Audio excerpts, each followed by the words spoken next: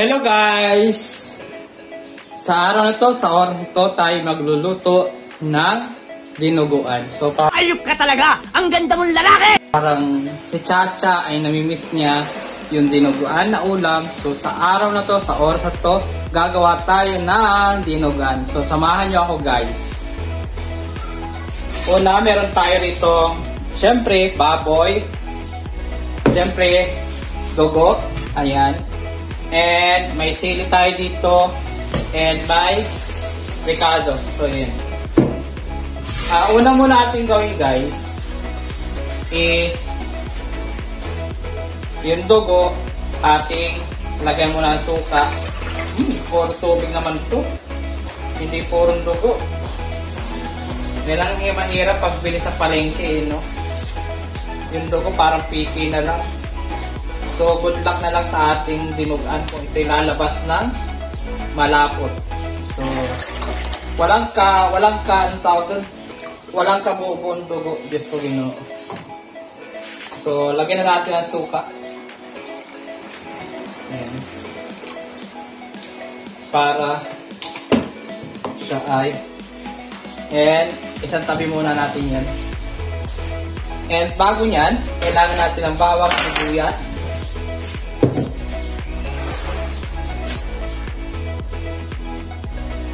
At meron na tayong bawang ito at sibuyas. So, atin ang pitpitin na lang. Mabilisan. Huwag ng pabebe. Hindi na ngayon ako sa pabebe. Dahil pag pabebe ka, maagawat maagawang ka at maunahan ka ng iba. Char. Gago! Ayan. So, sa oras na to guys, nagdikdik tayo ng bawang. Ayan. Dikdik na lang. And sabay, pagkatapos pagdikdik ay padaan natin ang kutsura.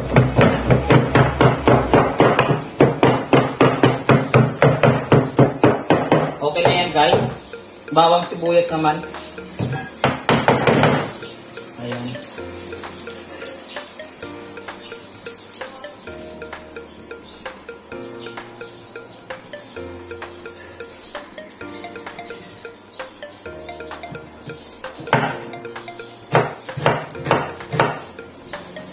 Masyado malikit yung balat.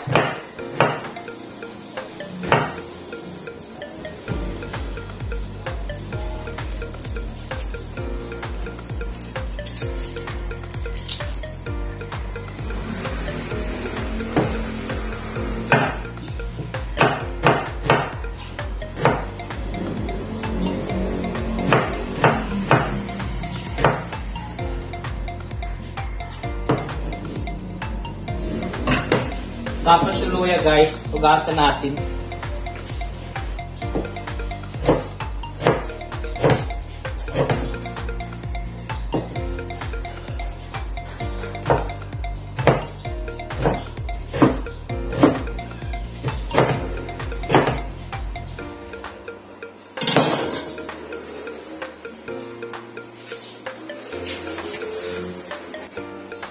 At magsinit tayo ng apoy at ating isangkot siya o gisa ang baboy.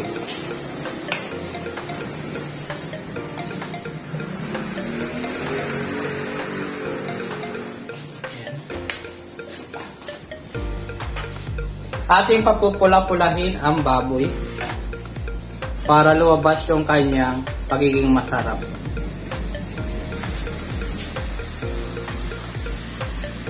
Hintayin lang natin uminit yung kawali. At kaya yung mainit na guys, unahin natin yung luya para lumabas yung kanyang aroma. Ayan. Gisa-gisahin lang natin. Isabay na natin ang sibuyas. Kasi magsasama-sama din naman yan. Sayaw sa gusto natin. Parang sinalang. Yung alam mong kaibigan kayo, tapos sa bandang huli sila pala magkakatuloy, nakala mo kayo lang, hindi pala. Char! Ayan, magsasama-sama din niya sa bandang huli. Sabi nga, sa haba-haba ng prosesyon, asa ng tuloy, Ewan ko kung ikakasal, maghihiwalay din kayo. Char! Ayan, dahil ngayon, papupulahin natin itong ating karne. Ayan. Papupulahin natin yan, pamamantikain natin guys.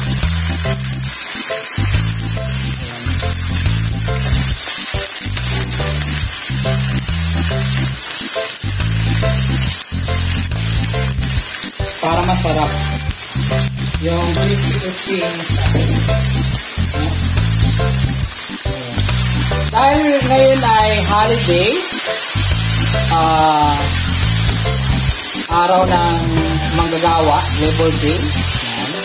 Happy Labor Day. Dahil Labor Day ngayon, tayo ay nag-iisa, tayo ay magdinunubuan, at birthday ngayon ng aking tatay, pero nasa heaven na siya.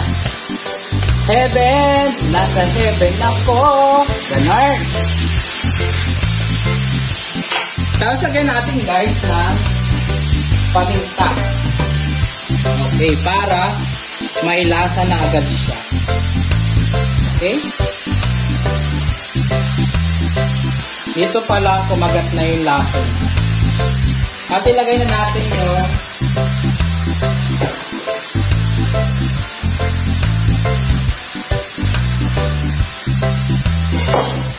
cube para lumasa na talaga siya.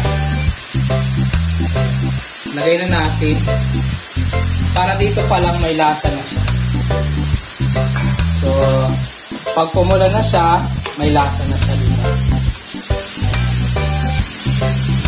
Importante na halo-haloin natin guys. Hanggang siya ay pumula. Papupula-pulain natin yun.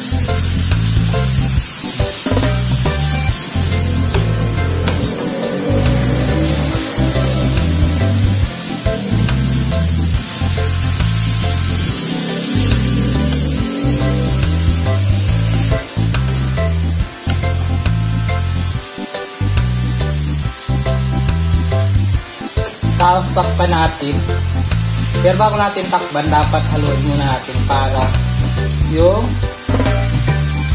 lasa ay maging equal para sa lahat ng part ng karne.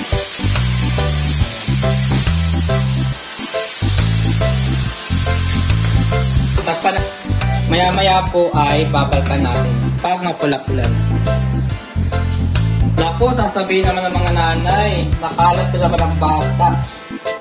So, sorry po mga nanay. Ayan ang bata, naggawa na naman ang content niya. So, ayan. Nakalat na naman po ang bahay.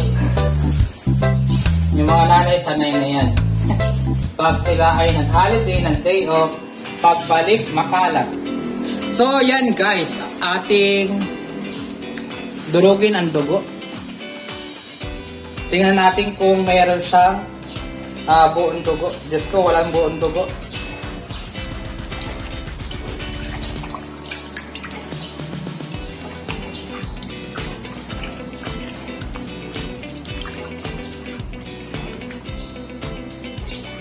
Meron naman pala.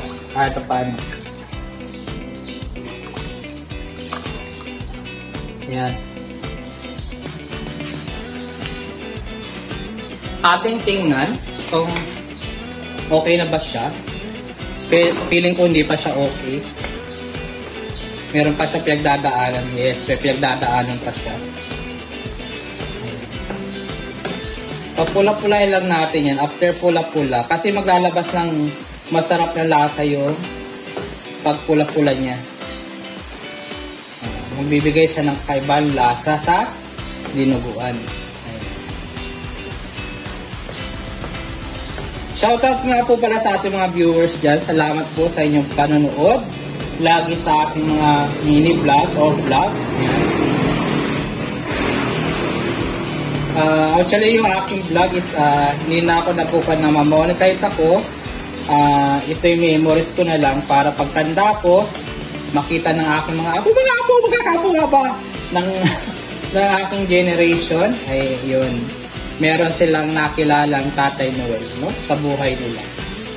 So, magkakaanak yung aking mga anak. Huwag mong subukan. Masisira ang buhay mo. Tapos, sasabihin nilang ako'y naging tatay nila minsan. Char! At tingnan natin. Yan. Nagkakaroon na siya ng shimmering. Shimmering! Yan. Lumalabas ay natural niya. Kapula-pulain lang natin, guys. Para lalo siya maging masarap. Parang ako lang. Char! Ba't ako na naman? Kasi ang totoong sarap ng dinuguan o ng putahe ay pag nagpupula-pula. At ayun na nga po, pumipitik-pitik na siya. Ibig sabihin, nagaganap na ang pagpula niya. Yan. Ito yung gusto natin palabasin sa kanya. Yung lumabas yung kanyang aroma. Magbibigay po pati siya ng kaibang lilamnam sa ating dinuguan. Diba? Tapos niyan,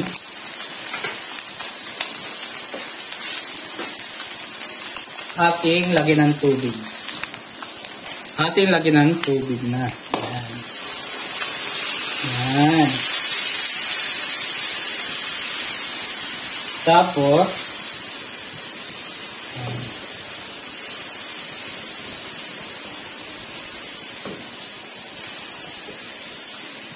timplahan na natin siya. Lagyan natin.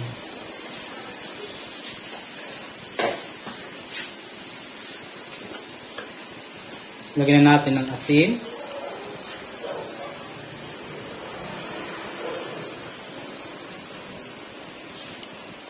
So, may ulit natin timplahan. Depende sa ating panlasa. Tapos, lagyan natin ang umami. Ayan.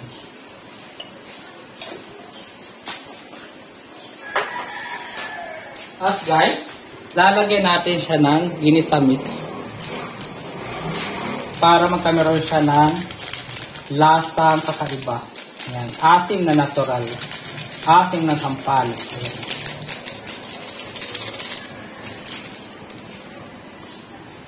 Ayan, haluin natin guys. Haluin natin.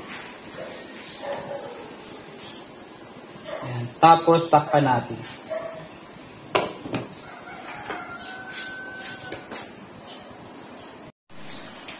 Tapos, lagay na natin ang dugo.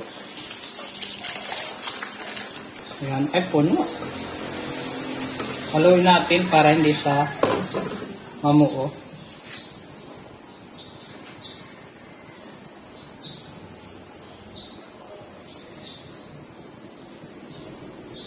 Na guys, paluto na siya.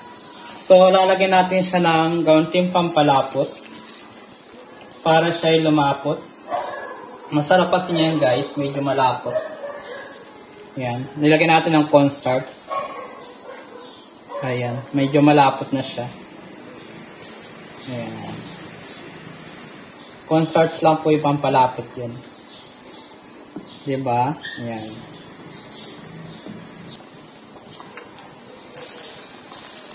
Okay na guys.